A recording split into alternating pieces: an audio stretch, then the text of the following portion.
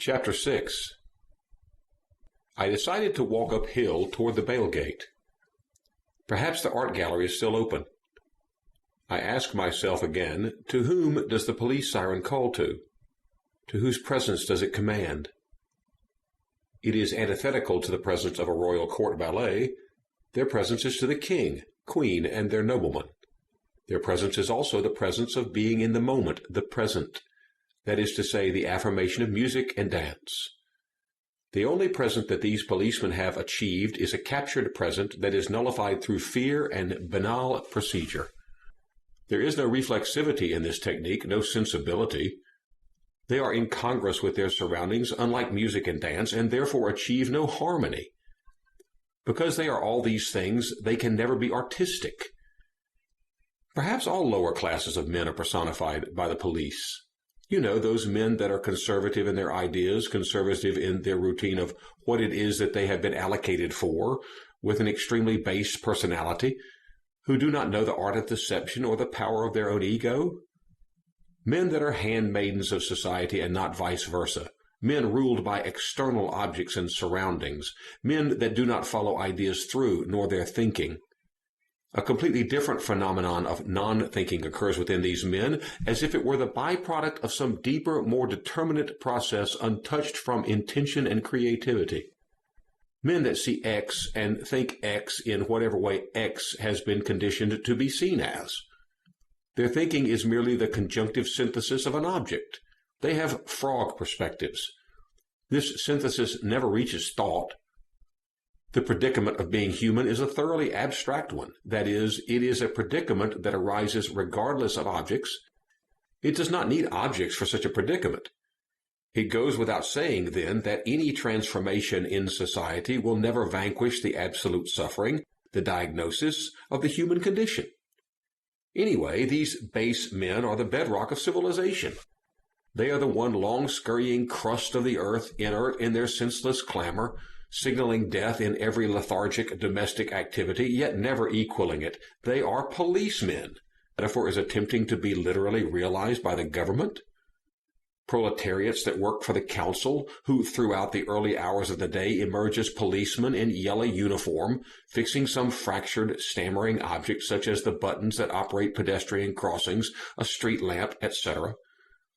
Or those green cousins of the yellows that place fines across the windshields of resting, idle cars. There is also that specimen who clear the falling leaves of our last beautiful autumn, cleaning things that do not desire to be cleaned. The whole world is in uniform. It is almost as if this world of uniformed men, in their ignorance, are building a house of cards for us independent noblemen to knock down. Again and again, this has happened in history. Perhaps it is the most natural way, dialectics, as Hegel called it.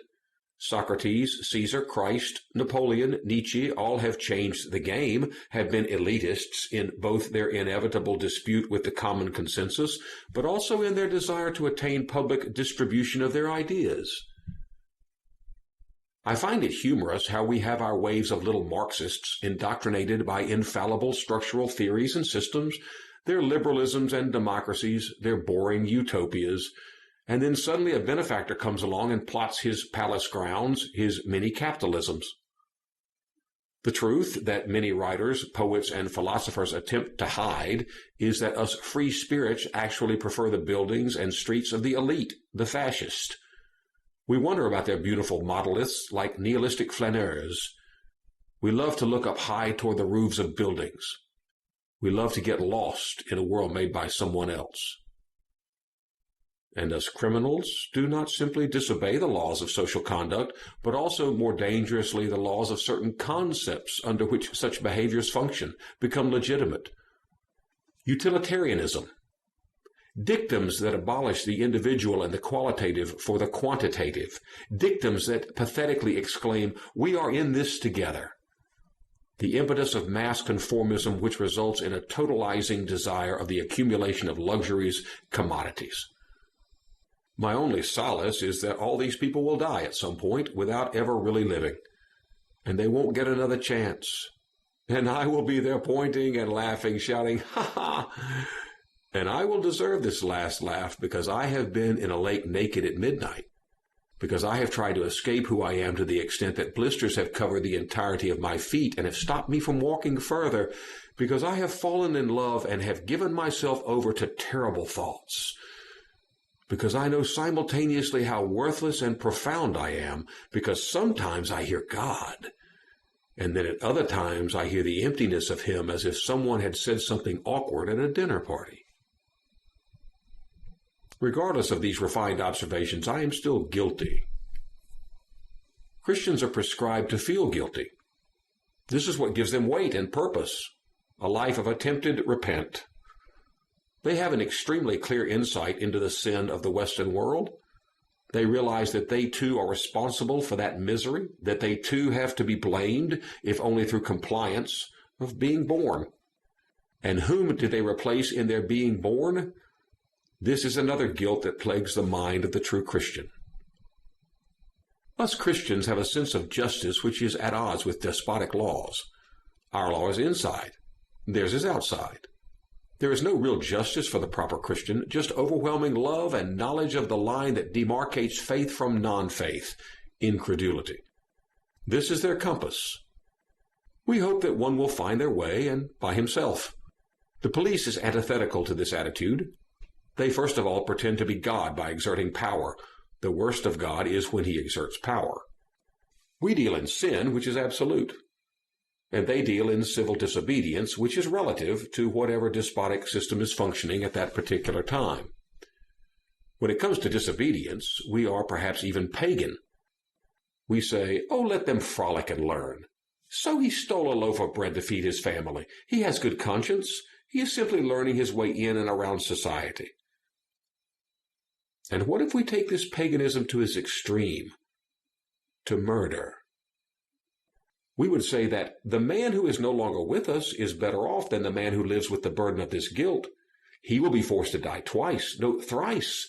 His conscience dies in the act of murder, and after taking a man's life, he will have to hold on to his specter as well, and then finally he has his own death to worry about. Trust me when I say this.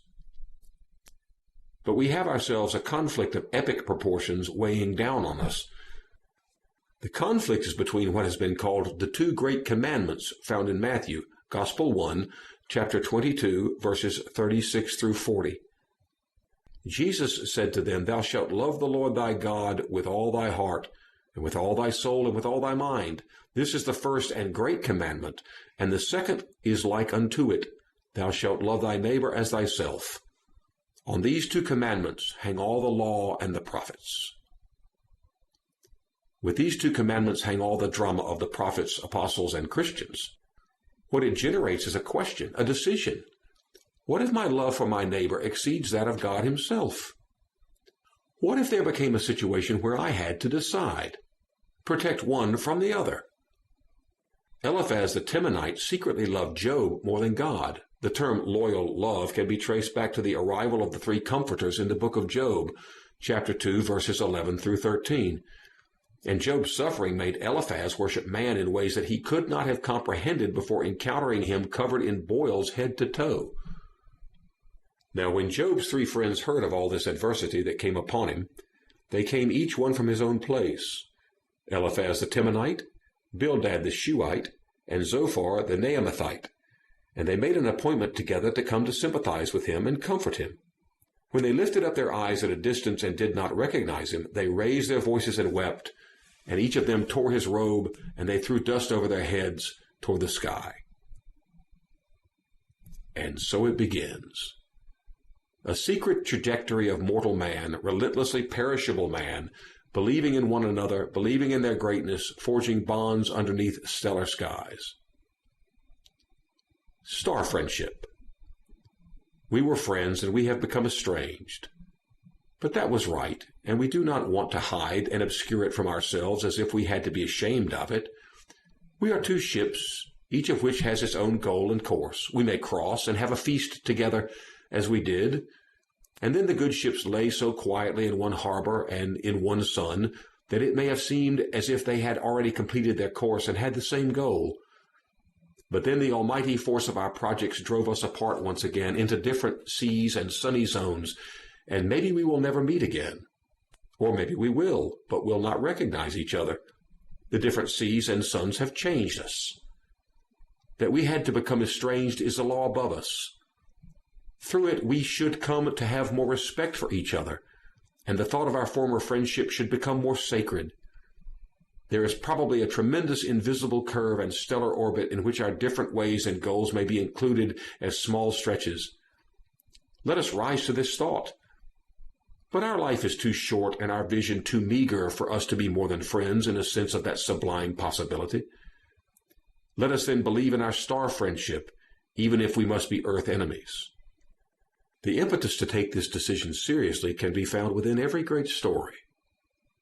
What we have is a man who rebels against the state, the law, God, rebels against the common consensus, even genetic heritage and family, in order to help his brother, his neighbor.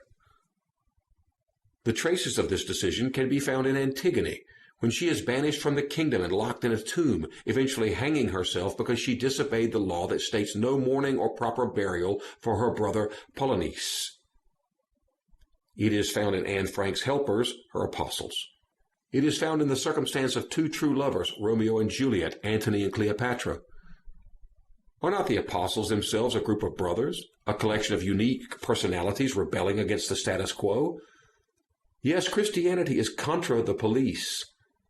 Let us not forget the conspiracy against Jesus by Jewish chief priests and the teachers of the law, that is, the police. Now the Passover and the festival of unleavened bread were only 2 days away, and the chief priests and teachers of the law were scheming to arrest Jesus secretly and kill him. We also know, and sometimes try to forget, that Christianity is also contra capitalism.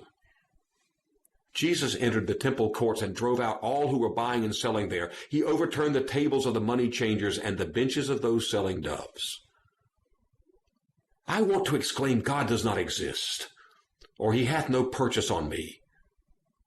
I wish to rejoice in saying, I am trying to find my friend, those sensitive ones, and simply their presence will rid me of all my deep, unfathomable anxieties.